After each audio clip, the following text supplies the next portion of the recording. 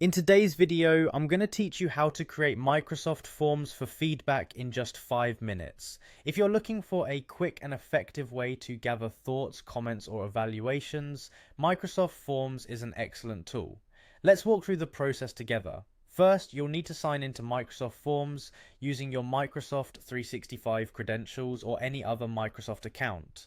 Don't worry if you're not directly on the Forms page, you can easily access it through the Microsoft 365 suite or by simply visiting forms.office.com in your web browser.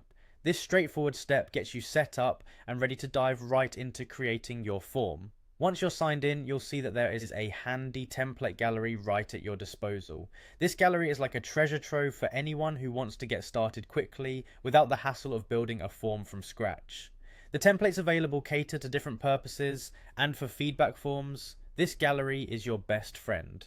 Now, navigate your way through the template gallery by clicking on the Explore Templates option. This will display a variety of pre-designed templates that you can choose from.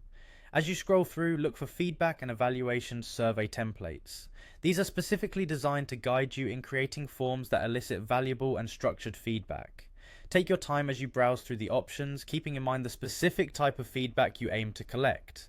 After you've had a good look around, pick a template that aligns with your needs. Choosing a template isn't just about the design. You'll want to think about the specific questions and sections that will gather the most meaningful responses from your audience. These templates are curated to not only look professional, but to functionally capture the information you need. Once you've selected your template, it's time to make it your own.